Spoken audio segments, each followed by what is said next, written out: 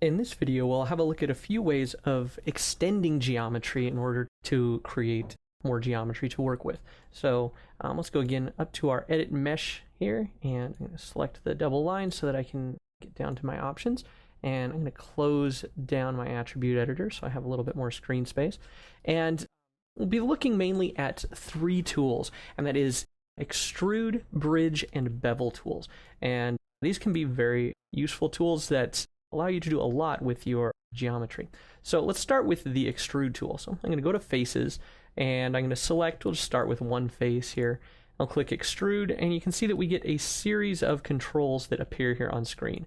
I have thickness, which I can click and drag right on the little label here. So thickness, you can see, pulls that extrusion out. Offset will change the scale of the extrusion, so kind of essentially creates a taper. And if you're not careful and you go too far, it will cause your polygons to cross and overlap and can cause some real messiness. So be careful on that. And then also divisions. So you can see I can add some divisions here, and there I've created a nice offset. If I double click on any one of these fields, I can enter numeric values here. So I can just go ahead and type in 0 and make my offset 0. If I know that I want my thickness to be exactly 1.5, I can go ahead and do that. And then for divisions, it's numerical, so it's a little easier to deal with. So let's go ahead and say I want to make 10 divisions. And then there you go. That's all you really have to do. Now, you do also have other controls over this, and those are the handles that you see. So let's go over here, and I'm going to press G to reactivate the tool. And notice that if I click and drag this out, I can do that thickness a little bit more fluidly here because I can see exactly where it is I'm dragging. Now from here, I have controls also over the placement left and right and up and down, so that lets you have a little bit more control over how this tool works. And then also I have scaling, so I can scale in and out, and this is essentially my offset, but handled in one axis at a time. So I know I want it to taper in, say, that far, but then we want it to come down almost to a point. And there you go, you can do that. Whereas if I'm just running on the offset itself, it's going to create it evenly from all sides. So, and I can go and take and add some extra divisions up to there. So you can see that pretty quickly I can create extra geometry here. So let's do this off on one more side here. So again, press the G key, and I'm going to drag this out to here. And let's say I want this to taper in evenly, but then I want it to kind of arc down on the sides as it tapers. I'm going to do this offset here manually, and then I'm going to turn on some divisions. And now what I'm going to do is just go back to something like a scale tool, but let's go ahead and hide my edit mesh for now and bring up my tool options. Now I'm going to go here and turn on my soft selection. So let's turn on soft select, and I'm going to drag up the value until it just reaches the edge. So maybe something about like that. And now, if I just scale this down, you can see now I've got a curve that I've done off of that extrusion. So the extrusion tool can be used really often in combination with other tools. Here I can even add a twist to that. Just using my scale and my rotation tools, you can see that I've created a much more complex extrusion. So keep in mind that all these tools, again, layer on top of one another in order to create more complex geometry. Okay, so I'm going to go ahead and just select this entire object. Let's turn off soft selection for now. Object, I'm going to delete it, and then I'm just going to add a new cylinder back into my scene here. So let's go back, and I'm going to get rid of those end caps because I don't like them. I'm going to turn this down to 16 sides just to keep it nice and even, and then zero out my translation so it's right in the middle, and there we are back to another basic cylinder. So continuing on, let's go back down, pull up edit meshes, and let's look then at the bevel tool. We'll come back to bridge in a second here. So what the bevel tool allows you to do is actually smooth off geometry. So this is another way of adding detail here. So let's go to my edges, and let's say I want to select this entire edge loop around the top. Now, if I double click on it, since it's around an n-gon in between where we have these four-sided polygons and this multi-sided polygon, double clicking won't give me my selection.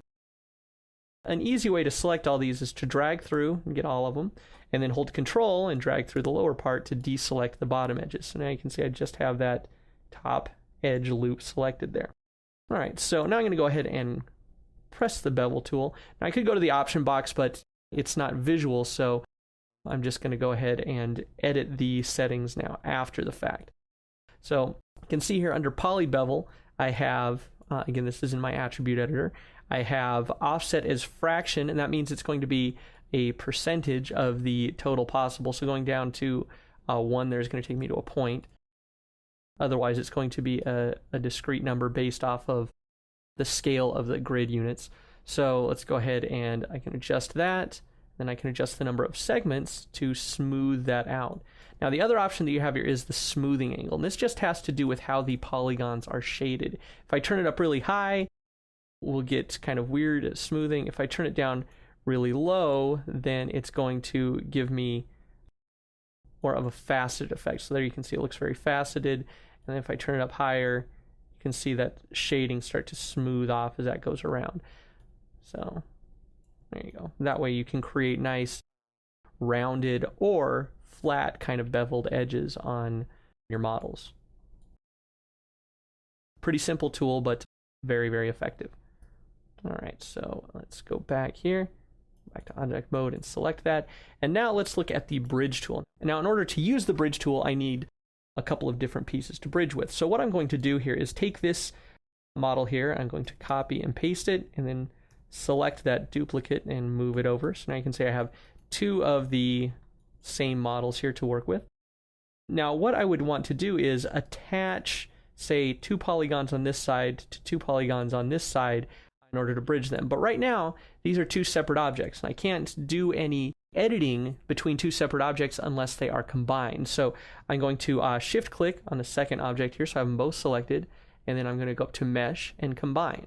And now they're just one piece. Now you can always go back and take them back apart by clicking separate. Now I have 2 separate objects again, but we want to be able to edit these together. So I'm going to go ahead and click combine. So now these are 2 separate objects. If I go into my faces, you can see that by selecting 2 faces, I can also select faces on the opposite object. So I'm going to select 2 faces on either side, and then I'm going to go ahead and click the bridge tool. You can see that by default, it's going to go in with some subdivisions here, 5 subdivisions. I can control the number of subdivisions.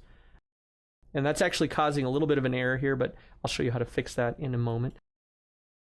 So I can control the number of subdivisions, how these bridges are attached. So linear, you can see blend is going to take the initial angle that these are facing, the polygons. You can see they were facing out this way and these were facing out that way. It's going to blend them together. And then depending on the angle that you have, the curve might also cause one to ease in and one to ease out so that they will blend together. So in this case, they're facing both kind of out towards each other, so the curve one isn't having any effect there. But let's choose blend and give ourselves something nice to work with there.